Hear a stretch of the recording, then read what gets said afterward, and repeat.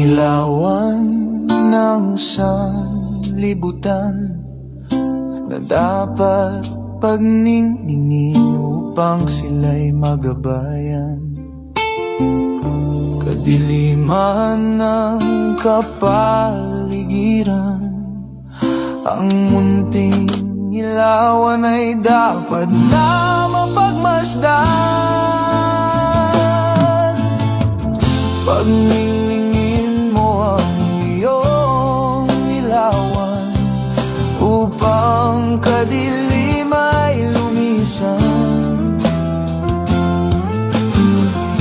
Maging gabay ka ng buong sanlibutan.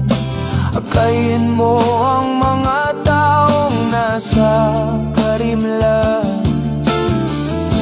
Huwag ka sanang panghinaan at huwag mong hayaan ilawan mo'y maparang munting ilawan sa Salamat sa Panginoon. Isang pagpalang gabi po sa ating lahat at mapayapa, tamasahin nawa at patuloy na kamtina sa lahat na abutin ng tinig na ito. Salamat sa Panginoon at ayo'y biniyaan naman ng panibagong pagkakataon upang paglingkuran ang pangalan ng ating Diyos.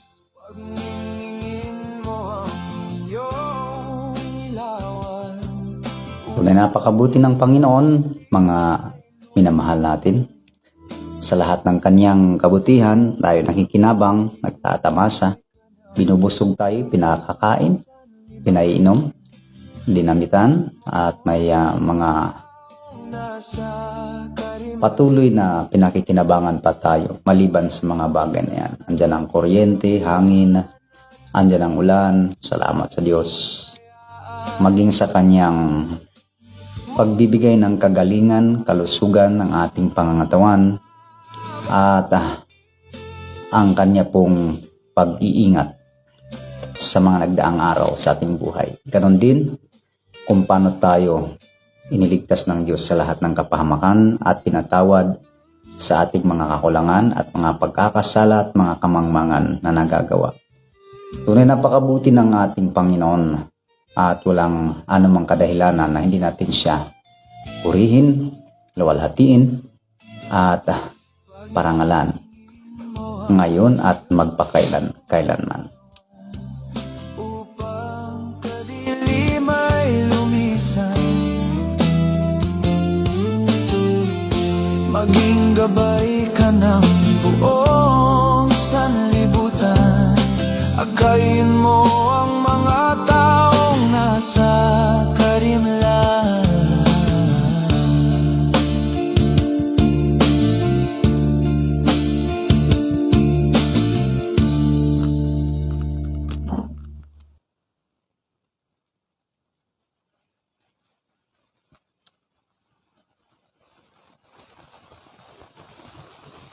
So, halina po kayo mga kapatid, mga kababayan natin. Dalangin ko ang gabay ng Panginoon sa inyo pong lahat.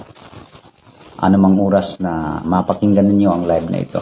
Harinawa ang pagpapala ng Diyos. Kamtin po ninyo. Kamtin nating lahat.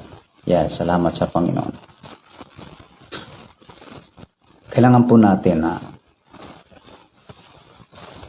maging isang mapagpahalaga gaya ng ating ginagawa na pagsunod sa kalooban ng Panginoon. Mga kapatid, mga minamahal natin. Marami po kasi na mga tao na hindi po talaga siniseryoso yung pagsunod nila sa mga utos ng Diyos. Kahit po yung mga nagpapatawag na Christian ay hindi lahat ay kanilang siniseryoso yung pagsunod sa utos ng Diyos. Alam nyo, may mga aral tayo na mababasa na kailangan po natin na ang pagsunod natin sa Panginoon, sa kanyang mga utos, at yung paglilingkod natin ay dapat siniseryoso po natin. Ganito ang sabi po sa aklat ng Hebreo,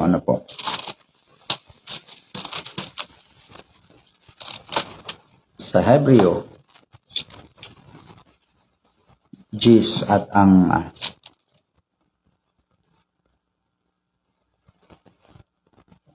talata po ay 28. Ang magpawalang halaga sa kautusan ni Moises sa patutuo ng 2 o 3 saksi ay mamamatay na walang awa. Gaano kayang higpit na parusa sa akala ninyo ang ihahatol doon sa nauukol, doon sa yumurak sa anak ng Diyos, at umaring di banal sa dugo ng tipan na nagpabanal sa Kanya, at umalipusta sa espiritu ng biyaya. Maliwanag na pinahayag po rito ang magpawalang halaga, yung hindi masyadong pinahalagahan. Nandoon na rin po yung hindi po siniseryoso ng tao, yung pagganap sa kalooban ng Diyos or pagsunod sa mga utos ng Diyos. Ang magpawalang halaga. Dito sa panahon nga ni Moises, na yung nagpawalang halaga sa kautusan ni Moises sa patutuo ng 2 o 3 saksi, kapag napagtibay, napatunayan ng 2 o 3 na saksi na yung taong yon ay hindi nagpahalaga or siya ay nagpawalang halaga sa kautusan ni Moises, ang hatol po ay kamatayan. Kamatayan. So ito pong hindi pagpapahalaga sa kautusan, sa pagsunod sa utos ng Diyos, kung kay Moises nga ay pinapatay, kung sa Diyos naniwala tayong yun ay mula sa Diyos o yung utos ng Diyos, ang hindi sinisikap ng tao na sundin or gawin, sa makatuwid ay winawalang halaga ng tao. Kung kay Moises ay kamatayan, ano po kaya ang mangyayari dito nga sa sinasabi,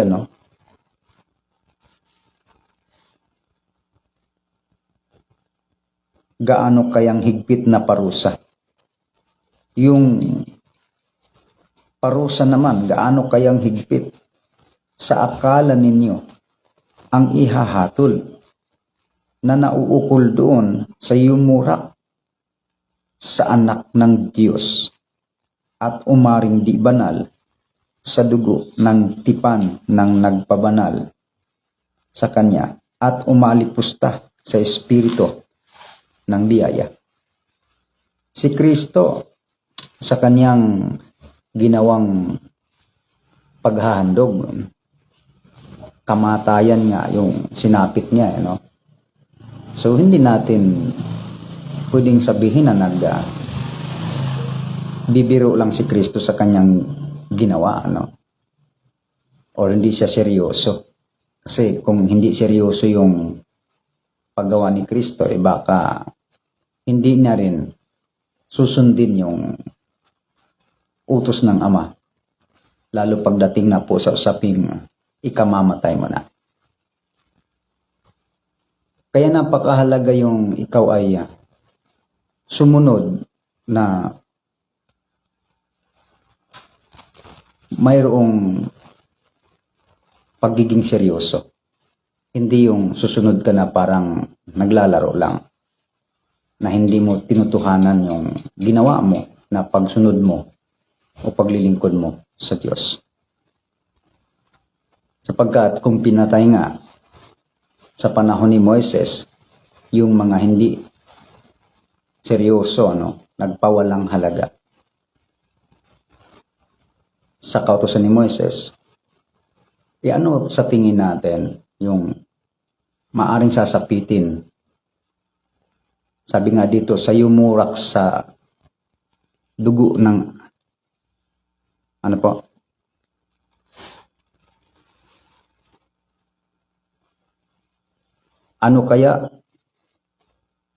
kayang higpit? Yung salitang higpit, dito kasi sa salitang Batangas, yung salitang higpit ay mas matindi kumpara doon sa nauuna. Mas nakalalamang na bagay yung higpit na salita. Ano kayang higpit na parusa? Ano kayang higpit ng parusa sa akala ninyo ang ihahatol na nauukol doon sa yumurak sa anak ng Diyos at umaring di banal sa dugo ng tipan ng nagpapabanal sa Kanya? Dahil di ba ang gusto naman ng Diyos sa atin, palagahan natin yung pagkamatay ng ating Panginoon. Dahil hindi basta-basta yung nagiging handog at pangtubos dito. Dugo ng Panginoong Jesucristo. Ito po ay banal, walang dungis na dugo. Ang kanyang mismong sarili ang inihandog ni Kristo. Tapos ang tao, hindi man lang niya masyadong pahahalagahan o hindi niya gaanong pahalagahan yung ginawa ni Kristo. Yung iba ginawang biro-biro pa. So walang pagsisisi, walang pagtalikod sa kasalanan. Kumbaga, walang effect sa kanya yung kamatay ni Kristo. Kung mamatay man ang Panginoon, ano man yung ginawa ni Kristo, wala akong pakialam dyan. Kumbaga, ngayon? Kumbaga sa ibang salita. Kasi ang gusto ni Kristo, ang tao, natalikuran niya lahat ng kanyang mga kasamaan. Yung pagbabagong buhay. Tayo ay namumuhay noon sa kasalanan. Gusto ng Diyos na tayo ay magbalik loob sa Panginoon. Talikuran lahat ng mga ginawang kasamaan. Dahil ang dugo ni Kristo ang siyang pangtubos. Hindi lahat ng tao natubos. Tandaan po natin. Bagaman ang dugo ni Kristo ay pangtubos, pero hindi lahat ng tao ay natubos. Dahil ang tinubos ay yung mga tao lamang na nagpapatubos. Sila yung mga taong nangagsisi sa kanilang mga karumihan, sa kanilang mga kasalanan, at sila ay nagbabalik loob sa Panginoon sa pamamagitan ng pagtalikod sa lahat ng mga kasalanan at ng kanila pong ginawang mga kasamaan. Kaya nga ang pagbabagong buhay, ito yung kahilingan ng Panginoon. Dahil ito po ang purpose kung bakit si Kristo namatay. Kita niyo po yung isang babae, sa halip na patayin, anong sabi? Mula ngayon, huwag ka nang magkasala. binigyan siya ng pagkakataong tumigil, tumalikod sa kanyang kasalanan. Kaya ang isang tao na makikita natin ng kaseryosuhan at pinahahalagahan niya yung kamatayan ni Kristo, sila yung mga taong handang sumunod, tumalima, at iniwanan nila yung mga masasamang pamumuhay. Sila yung mga taong seryoso na hindi nagpawalang halaga kay Kristo at hindi nagpapawalang halaga sa dugo na banal ng ating Panginoon. Kaya kung ginawa ng tao na hindi niya siniseryoso yung pagkilala sa ginawa ni Kristo sa krus, ay malamang mas matindi pa yung kanyang sasapitin. Ano po? Gaano kayang higpit ng parusa sa akala ninyo ang ihahatol doon sa yumurak sa anak ng Diyos? At sabi pa roon, yung mga yumurak sa anak ng Diyos at umaaring di banal sa dugo ng Panginoon, ng kanyang tipan, hindi itinuring na banal. Kaya ang tao nga hindi nagpapakabanal eh. Yan po ay isang sinyalis kung bakit hindi ang tao nagpapakabanal, dahil hindi rin niya pinahalagahan yung dugo ni Kristong banal na pinangtubos sa ating mga kasalanan. So kapag hindi mo siya masyadong pinahalagahan, ba't naman nga ang tao magsisikap pa na magpapakabanal? Dahil baliwalangan niya yun eh. At kapag ibinabaliwala ng tao yung bagay na yon, natural makikita mo, hindi rin naman siya seryoso. Hindi rin siya nagpapakabanal. Hindi rin siya sumusunod. Pero marami dyan, hindi naman, nagkiklaim naman sila ay mga lingkod. Pero yung pagsunod, yung pagpapakabanal, siya yung hindi naman makikita. Kaya mga minamahal, sabi nga doon sa aklat ng Galacia, ang Diyos ay hindi napabibiro. Ano man ang ihasik ng tao, ay siya namang aanihin. Hindi mo mabibiro ang Diyos, Hindi mo madadala siya sa pang-uuto, hindi mo siya madadala sa tawag na bubulahin mo siya. Hindi mo siya madadala sa yung pagpapakyut o kumbaga pagbabait-baitan. Hindi po ganon. Dahil kilala naman tayo ng Diyos. Alam naman ng Diyos ang laman ng puso natin. Hindi mo siya madadala sa mga ganong bagay. Lalo na hindi mo siya mapabibiro. Huwag natin gawin yon. Hindi natin kaya ang Diyos na lukuhin. Sasabihin mong, mahal mo si Lord, mahal mo si Lord, mahal mo si Lord. Pero hindi mo siya siniseryoso. Hindi mo siya masyadong siniseryoso sa buhay mo. Hindi mo siya sinusunod. Hindi mo tinatalima ng may katapatan at buong pagsunod. Kaya hindi po pwede yan na gagawin ng tao yung bagay na yun. Kasi alam ng Diyos, kilala ng Diyos ang bawat isa sa atin. Malalaman ng Diyos yung laman ng puso kung totoo o hindi. Amen. Kaya sa iba, ginawang laro-laro lang yung pagsunod, nasa kanila, makikita mo, susunod, hindi. Susunod, hindi. Yung iba ay kadalasan dun sa mga hindi talaga seryoso, mga kababayan, mga minamahal.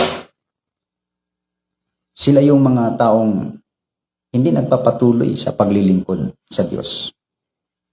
Sila yung mga taong sa mga paglipas ng mga araw, hindi mo makikitang naglilingkod pa maglilingkod pa sa Panginoon. Sila yung mga taong nangangawala doon sa kalagayang namumuhay na banal. Kasi ang sabi nga, yung umaaring di banal sa dugo ni Kristo. Kahit na sabihin na may namatay, may buwis ng buhay, may dugong dumanak, at yun ay mahalaga. Taong hindi basta tao lang na isang kriminal, tao na isang barongbado, o isang taong patapon ang buhay. Hindi. Dugo yun ng Panginoon. Inihandog niya ang kanyang sarili. Tapos ibabaliwala lang ng tao. Hindi niya siseryosohin yung kanyang ginagawang pagsunod sa Diyos. Ay hindi po ganun. Ano po? Tandaan po natin mga minamahal. Sa ating binasa, sa ating binanggit, Galatia 6, talatang 7, huwag kayong padaya, ang Diyos ay hindi napabibiro. Ano man ang ihasik ng tao, ay siya namang aanihin niya. God bless po sa mga kapatid na patuloy na nariyan nakabang at sa mga iba pa. Sa inyo pong mga pakikinig, lagi nating tandaan,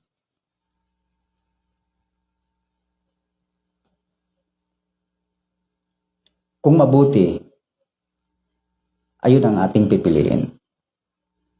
Kasi mabuti yon. Ano po, kahit nasabihin natin na mahirap piliin. Sabi nga na iba, mahirap magpakabuti, brad. Mahirap magpakabanal, brad. Mahirap magpakadiyos, brad. Sabi ng iba, magbanal-banalan man tayo. Pero parang hanggang doon lang daw, magbanal-banalan. Mahirap daw magpakabanal. So yun yung walang paniniwala o walang pagiging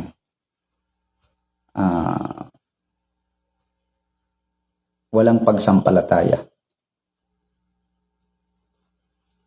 Ano ang isa sa sinyalis na makita mo doon sa isang tao na hindi seryoso sa pagsunod? Makikita mo sa kanila, hindi rin talaga sila nagsisikap, hindi sila nagsisikap. Hindi sila nagpupumilit, hindi rin sila pupursiging sumunod.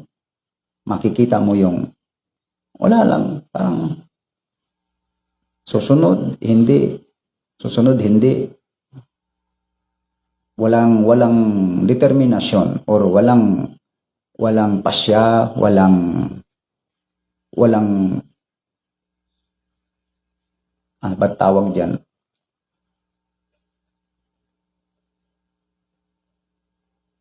Hanggang doon lang. Pero pwede nilang gawin yung sila ay magpanggap. O kahit tayo, pwedeng gawin ng tao, magpanggap. Kami kay Kristo, kami ay sa Panginoon, kami sa Diyos. Pero anong patunay? Sabi nga doon, sa kanilang mga bunga, ay inyong mga kikilala sila. Amen. Kaya sikapin po natin na hindi tayo masumpungan, na nagwawalang bahala sa kautusan ng Diyos o nagwawalang kabuluhan or hindi pagiging seryoso sa pagsunod sa utos ng Panginoon. So dito po sa Malakias, 2 talata po ay 2. Ganito po ang pakinggan natin.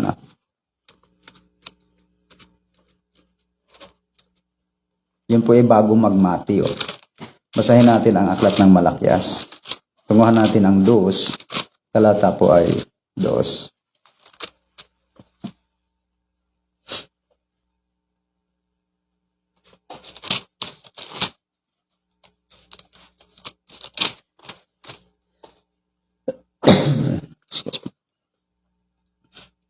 Kung hindi ninyo didinggin at kung hindi ninyo ilalagak sa inyong puso upang bigyang kaluwalhatian ang aking pangalan, sabi ng Panginoon ng mga hukbo.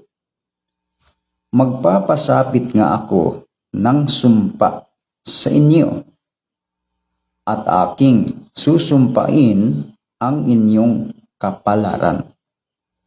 Oo, akin na silang sinumpa, sapagkat hindi ninyo inilagak sa inyong puso.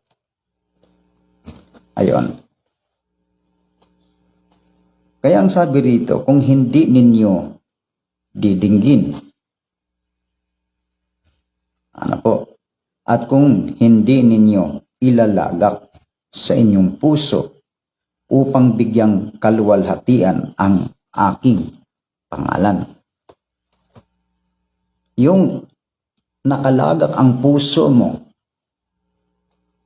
wala nang ibang ninanasa yung puso mo, wala na ibang hangad ang puso mo, kundi magbigay ng kapurihan o kaluwalhatian sa Panginoon. Yun yung bagay na hinahanap ng Diyos. Ano po? Dahil kung hindi yun mangyari, ang sabi rito ay sinusumpa. Sinusumpa. Ano po? Ibig sabihin, yung mga taong hindi naglagak ng kanyang puso upang bigyan ng kaluwalhatian ang pangalan ng Diyos, sila ay nasa sumpa. Ibig sabihin, sinumpa ng Panginoon kapag hindi nagbibigay ang tao o naglalagak ng kanyang puso para magbigay kaluwalhatian sa Diyos. Kaya maganda yung laman na talaga nating puso. Ano ba ang laman ng ating puso? Yan ba ay ang hangad ba niyan ay sa kapurihan o sa kaluwalhatian ng Panginoon, sa karangalan ba ng Panginoon, o sa karangalan lang natin, karangalan ng tao, karangalan ng sinumang tao? Dapat sa Panginoon. Doon na ilalagak ang puso mo sa ganong bagay na hinahangad mo lagi yung gusto mo na parangalan at luwalhatiin mo ang Diyos. Kapag wala tayong ganon sa buhay natin, anong sabi ng Panginoon? Anong sabi niya rito sa ating binasa? Mga minamahal natin, kung hindi ninyo didinggin at kung hindi ninyo ilalagak sa inyong puso upang bigyang kaluwalhatian ang aking pangalan, sabi ng Panginoon ng mga hukbo, magpapasapit nga ako ng sumpa sa inyo at aking susumpain ang inyong kapalaran. Yon. Yung kapalaran. Di ba? Gusto ng tao, siya ay maging mapalad. Gusto ng tao, sabi nga sa ibang salita, swertihin. Ano po? Sana swertihin. Sana palarin. Pero sa Biblia kasi wala naman yung word na swerte.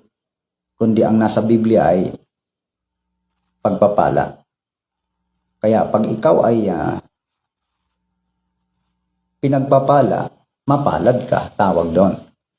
Kaya kung nasa sumpa ka, ang nasa sa iyo ay hindi pagpapala. Kaya ibig sabihin, pag sinabing kapalaran mo, ay hindi maganda yung magiging kapalaran ng isang tao kapag nasa sumpa. So kahit hangarin mo siya na sana maging maswerte ang taon kong ito. Sana maswerte ang buhay ko. Sana maswerte ang negosyo ko. Sana maswerte ang trabaho ko. E ang tanong, seryoso ka ba sa pagsunod sa Diyos? Siniseryoso mo rin ba ang Diyos? Kasi baka seryoso ka sa iyong determinasyon na maging maswerte, sabi nila, ang iyong kapalaran o magiging mapalad ka. Ano po? Wala pong swerte sa Biblia, kundi ang nandyan po ay pagpapala at sumpa. Wala rin pong malas, kundi yan ay sumpa. Kung gusto mo, yung ganon, ano po, tapos pagdating naman sa pagsunod ng tao sa Diyos, wala naman siyang ganong puso na siniseryoso niya yung sundin niya ang kalooban ng Panginoon, eh, hindi natin masasabi yan. Hindi natin pwedeng lubos na asahan na gayon nga ang mangyayari sa buhay natin, na tayo ay magkaroon ng mabuting kapalaran. Ano po? Kung yun ngang naglilingkod ka na sa Panginoon, ay pwede ka pang magdaranas ng maraming mga matatawag natin na mga kahirapan. Ano po? Yamang yan naman ay kalooban ng Diyos. Maring may purpose si Lord doon. Lalo naman, kung wala kang patnubay o wala kang lubos na pangangalaga mula sa Panginoon, dahil hindi mo rin naman siya lubos din na sinusunod or pinaglilingkuran, o hindi mo rin siya lubos na kinikilala sa buhay mo o sinusunod mo siya ng kaseryosuhan, ay kung yun nga sumusunod sa Panginoon, ay hindi mo pwedeng sabihin na hindi, maganda na ang buhay ko kasi nasa sa Panginoon na ako. Kung yan nga ay hindi mo masasabi dahil malay natin kung ano ang pasya ng Diyos, kung ano ang kailangan mong batahin tulad kay Kristo. Eh kung wala ka sa Panginoon, kung wala rin kang commitment sa Panginoon, paano mo ngayon matitiyak na yung lakad mo, yung ambisyon mo ay maging mapalad? Kasi sabi rito ng Panginoon, sabi rito, kung hindi raw ilalagak ang inyong puso upang bigyang kaluwalhatian ang aking pangalan, sabi ng Panginoon ng mga hukbo, magpapasapit nga ako ng sumpa sa inyo at aking susumpain ang inyong kapalaran. Tingnan nyo. Oo, akin na silang sinumpa, sapagkat hindi ninyo inilalagak sa inyong puso na ano? Sabi rito, upang bigyang kaluwalhatian ang aking pangalan. Yan ang masaklap, yan ang danger sa hindi pagiging seryoso na sumunod sa Panginoon. Ano po? Na pwede po palang sumpain ang iyong kapalaran. Pero dahil nga mabuti si Lord, ano po? Dahil sa kanyang kabutihan, kita pa rin naman natin, ang tao kumakain pa rin naman, umiinom. Diba? Kaya po, huwag nating biru-biruin ang pagsunod sa Panginoon. Dahil kahit na anong sasabihin mo na sigurado ka sa iyong mga hakbang na maging mabubuti ang kapalaran mo, wala makapagsasabing ganyan. Kasi tandaan natin, sinusumpa ng Panginoon ang isang taong hindi nagbibigay ng kaluwalhatian sa pangalan ng Panginoon. Kaya mahalaga po ba yung pagiging seryoso mo sa pagsunod sa Diyos? Hindi mo dapat na binibiro-biro ang pagsunod. Dapat seryoso sa Panginoon. Dahil ang Diyos ay seryoso din sa iyo. Ano po? Kung ang tao ay hindi seryoso, tandaan natin, si Lord ay seryoso. Sabi nga, kung ang tao ay hindi tapat, ang Diyos ay tapat. Amen? Kung ang Diyos man ay tapat sa kanyang pangako, dapat tapat din tayo sa pagsunod sa kalooban ng Diyos. Para yung pangako ng Diyos ay mapapasa atin o mapapasa iyo pagdating ng panahon na igagawad na niya sa atin ang gantimpala. So ganun po yun mga minamahal. Sa Deuteronomio 12, ganito ang sabi. Talatang Deuteronomio saglit po. Tingnan natin.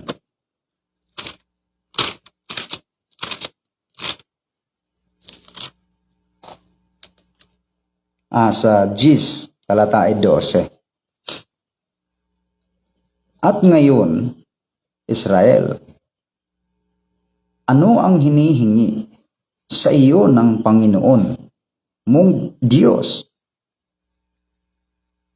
Kundi matakot ka sa Panginoon mong Diyos, lumakad ka sa lahat ng kanyang mga daan, at iibigin mo siya at paglilingkuran mo ang Panginoon mong Diyos ng buong puso mo at ng buong kaluluwa mo. Tingnan nyo. Naganapin mo ang mga utos ng Panginoon at ang kaniyang mga palantuntunan na aking iniutos sa iyo sa araw na ito sa iyong ikabubuti.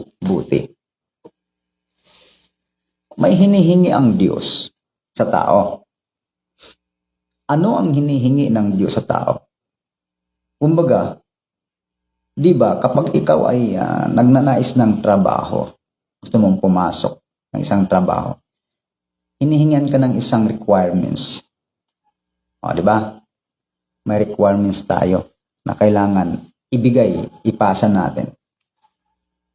Kung hindi mo maipasa yon, hindi mo maibigay yon sa hinihingi ng kumpanya o sa sino man, ay hindi ka matatanggap. Di ba? Ang Diyos po pala, kumbaga, mayroon din siyang hinihingi na requirements. Kasi sabi ng iba, hindi Brad, sumampalataya ka lang. O, di ba? Sumampalataya ka lang. Tapos na. Tingnan natin. At ngayon, Israel, ano ang hinihingi sa iyo ng Panginoon mong Diyos? Kundi matakot ka sa Panginoon mong Diyos. Lumakad ka sa lahat. Tingnan niyo po ha. Ang hinihingi ng Panginoon, ang Panginoon mong Diyos. Yan. Ang hinihingi, matakot ka sa Kanya. Yon. Matakot ka. Dapat may takot sa Panginoon. Hindi yung wala kang takot. Hindi yung wala kang kakaba-kaba kung sumuway sa Panginoon, di ba? Hindi ka man lang kinabahan, hindi ka man lang natakot, o hindi ka man lang nakaramdam ng halimbawa, ng pangamba, baka magalit sa iyo si Lord. Baka magalit siya sa iyo. At ikaw ay sumpain. Halimbawa, at ikaw ay pabayaan. O ikaw ay parusahan. O ano man yun. Kumbaga, wala kang takot sa puso. Wala kang ganun. Hindi ka nangangamba na magkasala. Hindi ka nangangambang mahiwalay ka. Diba? Kaya dito, makikita natin, dapat ibigay mo sa Diyos yung hinihingi niya na matakot ka sa Kanya. At ano pa? Lumakad ka sa lahat ng Kanyang mga daan. Hindi sinasabing lumakad ka sa iba ng Kanyang mga daan. Amen. Di ba? Ano po ang ibig sabihin? Lumakad ka. Pag sinabing lumakad ka sa Kanyang mga daan, sa Kanyang mga daan, ano pong sabi? Tingnan natin ulit. Lumakad ka sa lahat ayon ng Kanyang mga daan. Ayon. Kita nyo, lumakad ka sa lahat ng kanyang mga daan. Ang tao kasi, kung ano yung pinipili niyang daan, doon siya gustong lumakad. Kahit na hindi daan ng Panginoon, nilalakaran niya. Kahit ang tungo ay sa mundo, kahit ang tungo ay sa kasalanan, sa pagkahiwalay sa Panginoon, paghiwalay sa daan ng Panginoon. Kasi pag nahiwalay ka sa daan ng Panginoon, natural, nahihiwalay ka rin sa Panginoon. Dahil yung daan na yon ay sa Panginoon. Sa Bagong Tipan, nakalagay doon, 14 talatang 6, ako ang daan, ang buhay at ang katotohanan. Dito kasi, mga daan. Pero sa ibang salin, kung ako nagkakamali mga utos. Ano po? Kanyang mga aral. Ano po? Daan. Or mga daan. Ang sabi rito, lumakad ka sa lahat ng kanyang mga daan. Wala kang pipiliin na isa lang. Yun lang ang gusto kong lakaran. Yun lang. Naalala niyo yung isang bahagi ng ating pagtatalakay sa nakaraang araw. Yung ang tao ay namimili lang ng utos na kanyang sundin.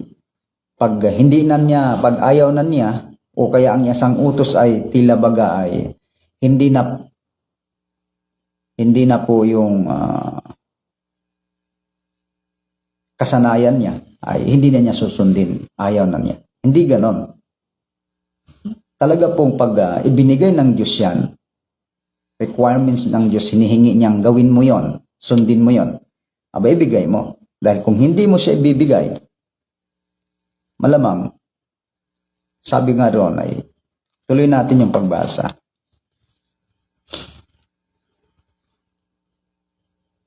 Ang sabi rito, lumakad ka sa lahat ng kanyang mga daan at iibigin mo siya.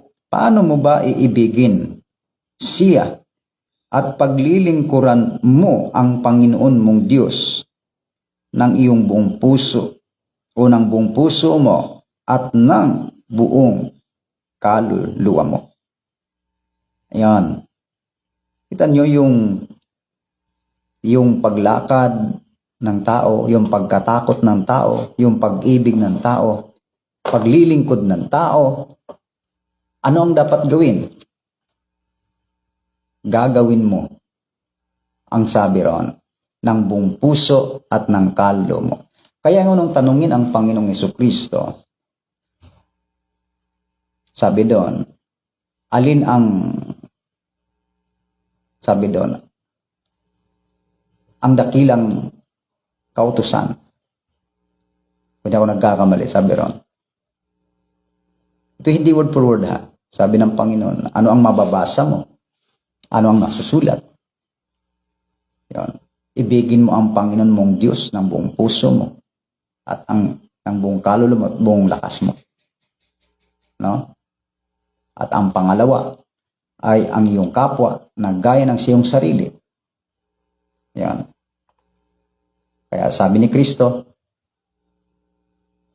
ano po, gawin mo ito at mabuhay ka. Ayon. Hindi sinabi ni Kristo, ay huwag na. Bahala ka na kung anong gusto mo sa buhay mo. Hindi man ganun Hindi naman ganun mga minamahal. May requirements. Kaya nga tayo, inaalam natin, payag ba ang Diyos o hindi? Kapag ginawa ko ba ito, payag ba si Lord? Yan, dapat mo rin itatanong yan. Alamin mo agad. Sa ganito bang gusto ko, ito ba ay okay na kay Lord? Okay na ba ito sa Panginoon? Approved na ba ito? Kung hindi pa, ay kailangan mong alamin. Hindi mo sigurado, alamin mo kay Lord. Lord, ito kaya ay sapat na? Wala ba itong kulang sa iyo? Sabi kasi ng iba Hindi naman sa sarili mong pagsisikap ang kaligtasan. Pero ayaw ni Lord na may kulang yung pagsunod mo, di ba? Oo. Kailangan sakdal. Ibig mong maging sakdal, humayo ka. O, di ba? Ang sabi ng Panginoon, ayaw ng Panginoon, di ka sakdal. Sa aklat pa lang ng Mateo at sa aklat ng Pedro, sabi kayo mga pakasakdal, sapagat ang inyong Ama sa langit ay sakdal at siya'y banal o siya'y banal. Ngayon may magre-react. Bakit ikaw ba sakdal na? Kaya nga ang utos ay magpakasakdal. Dahil ang bawat isa sa atin ay doon tinawag sa pagpapakasakdal na maratnan tayo ng Panginoon, hari nawa, na gaya ng kanyang hinihingi. Dahil nga, kung hindi natin gawin yon, ano po mga minamahal, sabi nga doon, ay maaaring tayo mapapahamak. Sa ating binasa kanina ay, kung hindi natin ilalagak ang ating puso upang luwalhatin, upang bigyan ng kaluwalhatian ng kanyang pangalan, ano po, sabi doon, ay susumpain. Sinusumpa pala ni Lord, ano? Sinusumpa ang kapalaran. Kaya kung may mga naghahanap buhay sa atin, may mga, halimbawa, Kristiyano ka na, or huwag ka na magtaka kung bakit may mga bagay na nangyayari kung minsan hindi tayo naging matagumpay sa lahat ng ating mga lakad. O kaya, sabi mo lang na Kristiyano ka. Yun yung pakiramdam mo, Kristiyano ka. O yan yung paniniwala mo, Kristiyano ka. Tapos, ikaw lang yun, hindi ko sinasabing sa Panginoon na, yung tao lang nagsabi. Tapos, yung kanyang mga ambisyon sa buhay ay tila hindi nagiging, hindi naging mapalad o alam niyo po mga minamahal si Lord nakakaalam niyan. Binasa lang po natin, maaring ito ang dahilan, maaring na ang dahilan. Mahirap namang sabihin ko rin, di ikaw ay ganito ganyan Di naman natin nakikita ang tao, mahirap magsalita ng tapos o mahirap magsalita ng sigurado ka, oo, pero hindi naman oo, hindi, pero hindi naman hindi. Ibig kong sabihin, maaaring may mga dahilan kung bakit nangyayari sa buhay ng tao.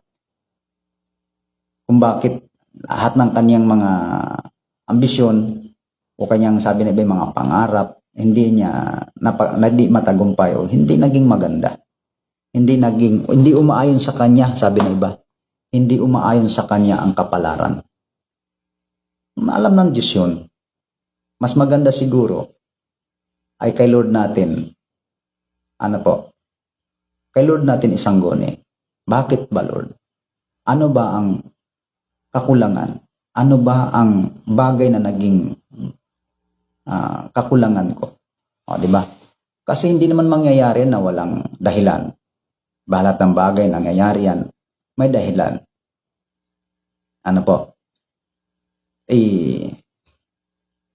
Mayroon din namang mga wala din, hindi rin seryoso sa Panginoon, na ang sineseryoso naman nila, yung life nila dito sa mundo, buhay nila dito sa mundo. Yun ang kanilang sineseryoso. At ang sa Panginoon hindi sineseryoso. Kaya sabi nila, kailangan daw magsikap. Dahil bawal daw naman na taman. Iba naman, kung hindi ka rin gagawa, nasaan yung awa ng Panginoon? Nasa Diyos ang awa, nasa tao ang gawa. Ayun. Sabi ng iba na nagsasabi. Pero alam niyo po, wala ka rin namang magagawa kung wala ang Panginoon. Kahit nasabihin natin maawain ang Panginoon. Opo, maawain si Lord, di ba? Mga kapatid, mga minamahal natin, mga babayan, maawain si Lord. Pero, Pag ikaw ay gawa ka lang ng gawa, hindi ka sumusunod kay Lord, hindi awa ng Diyos ang mapapasa iyo. Yung sinasabi mong tagumpay ka, yun yung sinasabi mong, yun yung nagpapatibay sa isang tao na, ayun, tama yung kasabihan. Nasa Diyos ang awa, nasa tao ang gawa. Kaya, kinaawaan ako ng Diyos. Kaya ito ako, yumaman ako. Kaya ito, nagiging successful ang hanap buhay ko. Kasi nagsikap ako Maawain si Lord Ano po? Pero ang tanong, ikaw ba ay nagiging committed sa Panginoon? Ikaw ba ay naging seryoso sa pagsunod sa Diyos? Kung ang sagot mo wala na nga akong time Wala na nga akong panahon, brother. Kasi, pumukos ako dito. So, ibig sabihin ba, awa ng Diyos?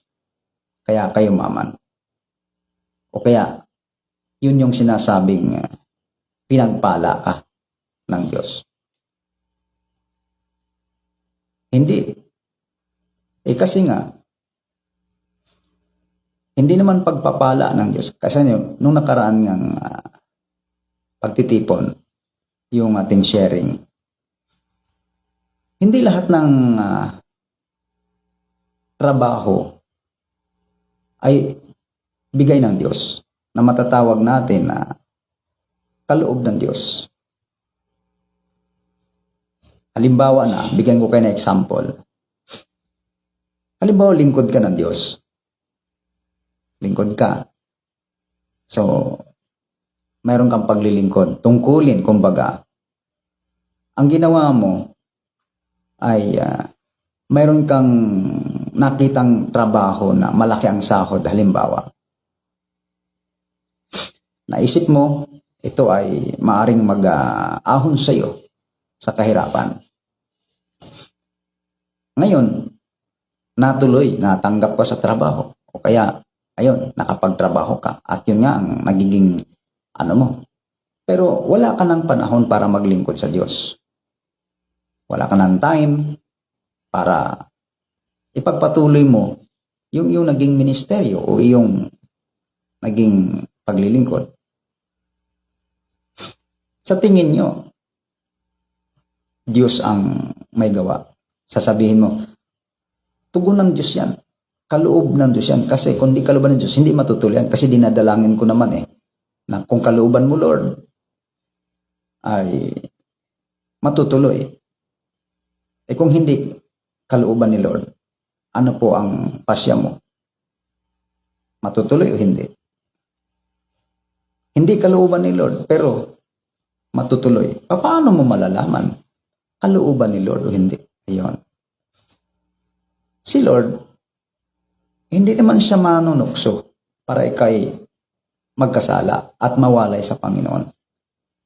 Gusto nga ng Diyos yung lumago ka sa paglilingkod sa ministeryo. Pero dahil sa tinanggap mong trabaho, nawala ka sa paglilingkod sa Diyos. Oo nga, yumaman halimbawa, dumami pera mo, pag-aari mo, pero nawalay ka sa paglilingkod. Yun ba ay gawa ng Diyos? Kung yung pansin sa Mateo, sa 4, basahin nyo doon, ibibigay ko sa iyo lahat yan kung kayo paglingkuran mo ako at magpapatira pa ka sa akin. Ibig sabihin ng Diablo, pwede siyang mag-alok. Pero ang katumbas noon, siya ang paglilingkuran mo. Sa kanya ka maglilingkod. Ibig sabihin, hihiwalay ka sa paglilingkod mo sa Diyos. Ano po? Ibibigay niya sa iyo. Kaya mag-isip, mga kapatid. Mag-isip. Yung Mateo 6:33, but seek ye first the kingdom of God and His righteousness, and all of these things shall be added unto you. Yung diwa doon ay yung mga bagay na idaragdag. Ibig sabihin noon, hindi ka naman nawalay doon Nandoon, naglilingkod ka. Tapos sa iyong paglilingkod, yung mga bagay na kailangan mo, ano ba yung kailangan natin sa araw-araw? Kailangan mo dito sa buhay. idaragdag tawag doon. Bakit idaragdag? Kasi mayroon ka na eh. May Diyos ka na pinaglilingkuran. Pero sa kabilang may Diyos ka na, hindi lamang yun ang mapapasayo. Idaragdag pa ni Lord sa iyo yung mga bagay. Paano nalaman natin na yun ang tamang diwa na galing sa Diyos, na idinaragdag ng Diyos yun? Kasi hindi ka na aalis sa paglilingkod. Kasi pwede namang dalhin ng Diyos yung kailangan mo doon sa lugar na nandoon. Kaya hindi man kailangan lumayo. Hindi na kailangan umano para sabihin doon mapalad, doon yayaman. Hindi, kahit nandoon sa lugar mo, si Elias nga eh. Nandoon sa kuweba ba yun? Nandoon lang siya. Pero dinadalhan siya ng pagkain. Ano po? Hindi na siya kailangan, para lang makakain. Ibig sabihin, nagagawa ng Diyos kahit saan kang lugar nandoon, napakainin ka ng Panginoon. At least, hindi ka nawawala sa paglilingkod. Pero kung yan ay hindi bigay ng Diyos at yung kaaway, ang makikita mo dyan, hindi ka na makapaglilingkod dahil doon sa trabaho mo. So, anong nangyayari? Hindi yun ang sinasabi sa Matthew na seek ye first the kingdom of God. Ay baka naman isipin ng iba, seek ye first, the kingdom of God. Halimbawa, unahin mo si Lord. Pagkatapos naman, ay bahala ka na. Nasa sayo na kung anong gusto mong gawin. Tama ba yun? Hindi rin. Halimbawa, tulad nung ako wala pa sa katotohanan. Araw ng linggo, sige, simba kami. Simba. Sabi daw, ba? Unahin mo si Lord, unahin mo ang Diyos, magsimba ka muna. Pagdating ng hapon, doon naman sa sabungan. At least, nauna muna, nagsimba ka muna bago ka pumunta sa sabungan. Mali yun, hindi totoo, hindi tamang pangunawa yun. Hindi tama yun. Hindi yun ang ibig sabihin doon. Ibig sabihin, seek ye first the kingdom of God. Unahin mo ang kanyang kaharian at ang kanyang katwiran. Mamuhay ka muna sa salita ng Panginoon. Mamuhay ka sa kanyang kalooban. At yung mga bagay na kailangan mo sa araw-araw, ibibigay niya sa iyo. Idadagdag. Hindi ka naman niya gugutumin. Hindi ka niya papatayin sa gutom. Kumbaga, kapag sinabi idaragdag, alam ni Lord na kailangan mo yon. Kaya, ibibigay niya sa iyo yon bilang karagdagan doon sa kung anong meron ka na. Kasi mas malaki yung bagay na dinagdagan kaysa idinagdag. Alin yung mas malaki? Yung bagay na nagkaroon ka. Alin? Yung ikaw ay pinaghaharian ng Diyos dahil meron ka ng mas higit na mahalaga, yung buhay, na walang hanggan, na kamtin mo. Iyon pansamantala sa katawan mo habang gumagawa ang iyong katawan para luwalhatiin mo ang Diyos sa pamamagitan ng iyong katawan. Ay yung katawan mo kailangan ng pagkain. Natural, balanse, mayroong pagkain. Pero hindi mo ibigin yung bagay ng sanlibutan. Yun ay pakinabangan mo lang hanggat buhay ka. Pero hindi yun ang maging sanhi o dahilan ng iyong pagkawalay sa Panginoon. Amen?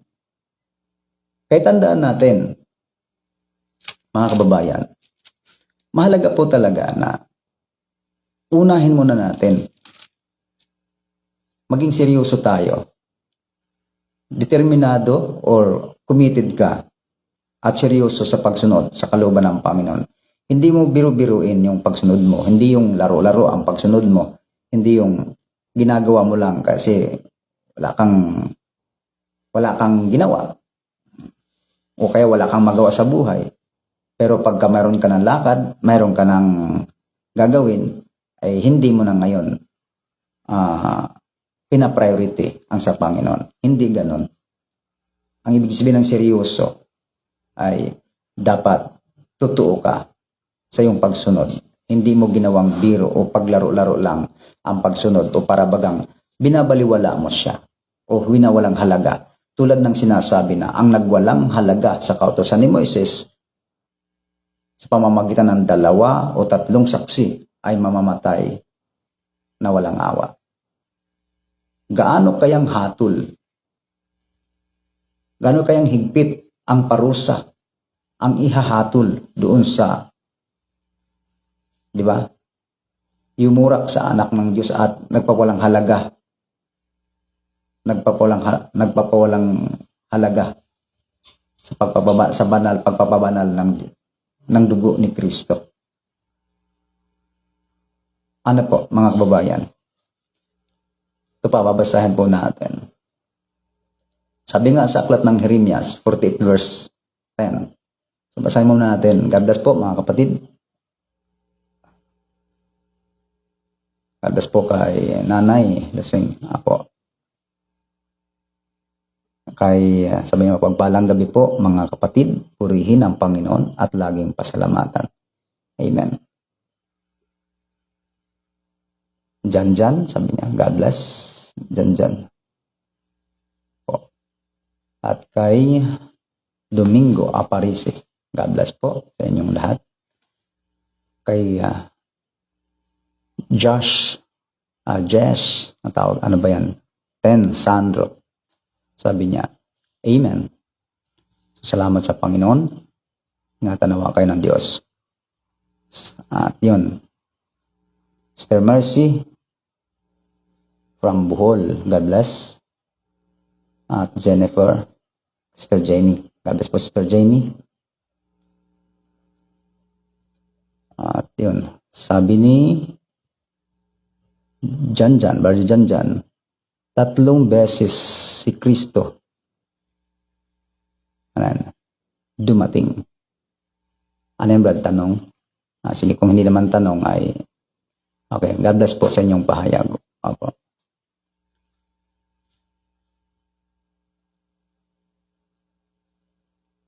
Kay sino ba ito?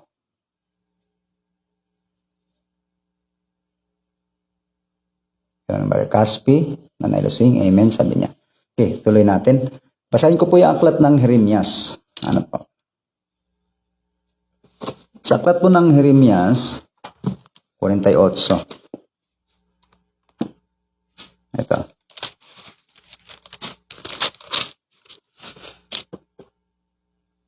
Verse 10. Kung ako nagkakamali, ano po? Itong talata na ito bihira kong mapuntahan ito. Pero tumatak ito sa aking puso, itong bagay na sinasabi dito.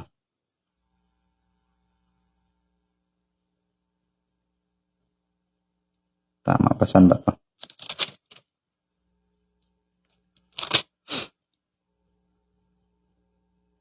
Sumpain nawa siya na gumagawa na walang bahala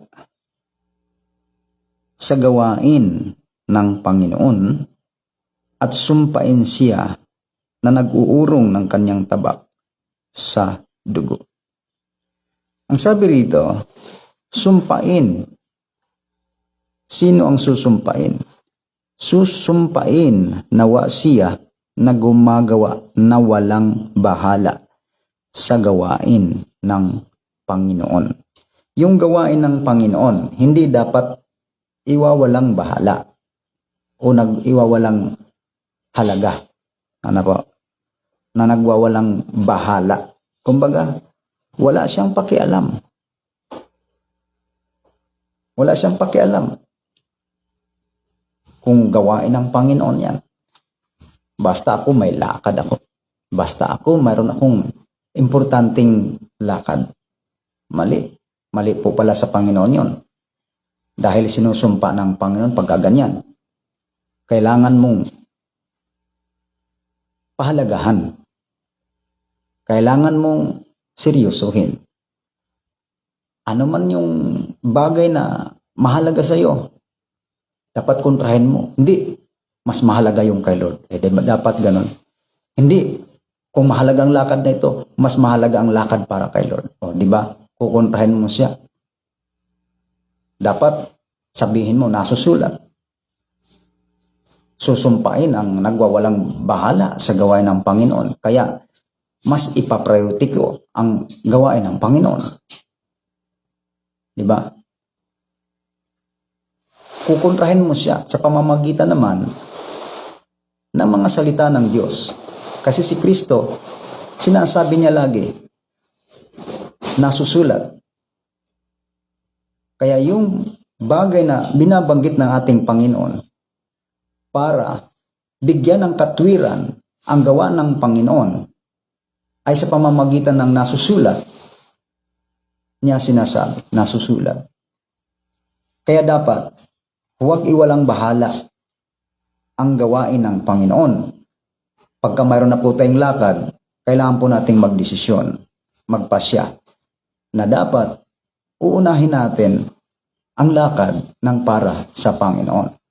Kung ibig mo na maging mapalad ka sa harapan ng Diyos, kung ibig mong ang iyong kapalaran ay mabuti sa harapan ng Diyos, o habang nandito tayo sa lupa, lagi nating iisipin na si Lord ang laging nangingibabaw sa buhay. Sa puso mo, siya yung mas pinapriority mo o mas higit na mahalaga sa iyo. Amen. Kumbaga, tama yung sinasabing, iibigin mo ang Panginoon mong Diyos. Ano po? Yun po yung hinihingi. Iibigin mo siya ng buong puso, ng buong isip, ng buong kaluluwa, at ng lakas. Pangalawa na lang yung kapwa eh. Amen? Pangalawa na lang yung kapwa. Naalala ko, sinabi ni Kristo. Diba? May nagpaalam. Sabi nung nagpaalam, Panginoon, tulutan mo na akong makauwi at ilibing ko ang aking ama. Diba tayo nga eh, pagka pinag-uusapan na paglilibing, pag magulang na o kaya kamag-anak mo, tulad dito sa lugar dito, ang paglilibing dito hindi dapat nalulunisan. Ano po? Sabi, mga pamahiin siguro yan eh, mga kaugalian pa. Kailangan sa loob ng hanggang 7 araw ay kailangan mailibing o kaya hanggang Sabado o kaya Linggo. Ay, di ba mahalaga din yun naman? Kung kamag-anak mo talagang minsan lang yung pangyayaring sasama ka sa paglilibing, magulang mo yon, ama. Pero anong sabi ni Kristo nga eh? Pabayaan mong ilibing ng mga patay ang sarili nilang mga patay. Pero ang sabi ni Kristo, sumunod ka sa akin. Di ba? Pinasusunod niya eh. Nagpaalam na eh. Ano ba naman na minsan lang, ilibing yung kanyang ama. Pero ang sabi ni Kristo, sumunod ka sa akin. Pabayaan mo yung mga patay na maglibing ng kanilang sariling patay. Eh kasi yung patay na binabanggit na maglilibing, yun yung mga buhay na wala sa Panginoon, nabubuhay sa kasalanan. Pero yung mga patay naman na ililibing, yun yung mga patay na literal, patay ang katawan. Ang sabi ng Panginoon, sumunod ka sa akin. O, di ba? Yun yung ibig sabihin doon. Ibigin mo ang Panginoon mong Diyos na buong puso mo. So, yun po, paalala lang po yung sa atin. Sa mga bagay na yan, inaaralan tayo ng Diyos kung paano tayo umigi. Dahil marami pang kailangan na busisihin sa ating mga gawa kung tayo ay naging karapat-dapat na nga ba o tayo nga ba ay kinalulugdan ng Diyos sa ating mga gawa sa araw-araw. Yung pagiging seryoso, mahalaga po yon mga kapatid. Pagiging seryoso sa pagsunod sa kalooban ng ating Panginoon. Hari nawa ay huwag nating piliin yung bagay na magdulot sa atin ng kapahamakan. At sana tayo ay tulungan ng Diyos na lubos ang makaunawa sa mga salita ng ating Panginoon. Lalo pat, kailangan natin na maging malakas. Ano po? Yun po ang dapat nating tandaan. Kaya kung mayroon man tayong mga ambisyon sa buhay, hanggang doon lang po yun. Pero alam niyo po, ang dapat ambisyon ng tao, hindi yung dito sa mundo ha. May ambisyon na sinasabi, yung makapasok ka sa langit, maganda yon. Hindi tayo pababayaan ng Diyos. Naniniwala ako. Kung yung iba ay natatakot pa na kung anong mangyayari pag inuna ang Panginoon, ay yan sabi doon ay mga hintil. Ganon ang kanilang kaisipan. So, salamat sa Panginoon. From Christine Ann, unang Korinto 7 verse 1. Kung hindi ka nagbigay ng ano po, basahin na natin kung ano yung nakasulat doon. Ganito po ang sabi, ano po. At tungkol sa mga bagay na isinusulat sa inyo, isinulat ninyo sa akin, mabuti sa lalaki ay huwag humipo. Mabuti sa lalaki ay huwag humipo sa babae. Tatapat dahil sa mga pakikiapid, ang bawat lalaki ay magkaroon ng kanyang sariling asawa at bawat babae ay magkaroon ng kanyang sariling asawa. Ayon. So, baka yun po ay pagsasabi lang ano po. Or ano to, share lang ba kapatid? O baka mayroon kang gustong tanong dito, lilinawin natin. Parang ganun ba? So mga kapatid, dito po, hanggang dito lang po tayo. Pero kung mayroon pong pahabol dito sa aklat ng unang Korinto, sa 7 talatang 1, binasa ko na lang po. Kung yan po ay tanong, siguro next na ating pagbubulay, bigyan natin ng daan nito. Or hindi na po tayo abot, medyo ano na tayo. Kapos na tayo sa oras. Okay, mayroon siyang follow up. Sala sa topic, Brad. Mali sulat ko. God bless po. Okay. Naintindihan po natin kapatid. God bless you. So, ganun ba man, pagpalain po kayo ng Panginoon sa inyo pong mga pakikibahagi dito po sa ating live. Tayo po ay nakapag-usap-usap lamang dito sa pamamagitan ng ating pong pagbubulay ng salita ng ating Panginoon. Sa inyo pong lahat, kalakasan po sa Panginoon. Magpatuloy tayo sa Panginoon, magpakalakas, at lalo tayong umalampa ng mga bagay tungkol sa ikalalago ng pagkaalam ng kalooban ng Diyos. Sa inyo pong lahat, haranawa, huwag po tayong mapagod sa paggawa ng mabuti. Tuloy po tayo at hanggang sa maabot natin yung kahilingan sa atin ng Panginoon. So, anumang pagkukulang, patawarin tayo ng Diyos. Tayo man ay kulang sa talas o sa pangunawa o sa kakulangan ng panahon o ano ang bagay, naway sa ibibigay ng Diyos na pagkakataon sa ating lahat ay mapunan ang mga bagay na kakulangan natin at tayo po ay mas lalo pang magkaroon ng iba yung pangunawa sa kalooban ng Panginoon. Ingatan kayo ng Diyos mga kapatid. Tunay na pakabuti ng Panginoon. Magpakalakas, magpakatibay sa pangalan ng Panginoong Hesukristo. 7. Okay. Pahabol. Saglit lang mga kapatid. Okay, magpapaalam na sana tayo. Okay po. Ano po ba nakasulat doon? Sister Christine. Yamang taglay natin ang mga pangakong ito, mga minamahal, ay magsipaglinis tayo sa lahat ng karumihan ng laman at ng espiritu na pakasakdalin ang kabanalan sa takot sa Diyos. Ayun, yun pala yung sinasabi nyo na iba yung naisulat ninyo. Ay na, ano po. Okay po, God bless po kapatid. Amen po. Opo, tayo po ay sumang-ayon sa inyo pong ibinigay na sabi rito ay yamang taglay natin ang mga pangakong ito. Nasa puso natin, taglay natin yan. Sa isip, natandaan nyo yung topic na sinasabi na hindi nakita ng mata, ano po, ang mga bagay na inihanda ng Diyos. Yung mahalagang inihanda ng Diyos. Inaasahan natin yon.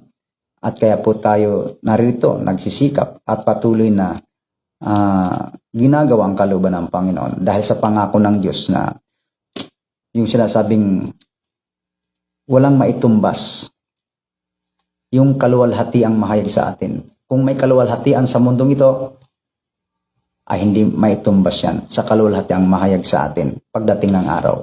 Patuloy lang po tayo magsikap at patuloy na umasa sa mga gawa ng Panginoon, sa tulong at gabay, pangunguna. At naway maganap natin ang kanyang banal na kalooban. God bless everyone. Ingat po at ingatan din po kayo ng ating Panginoon.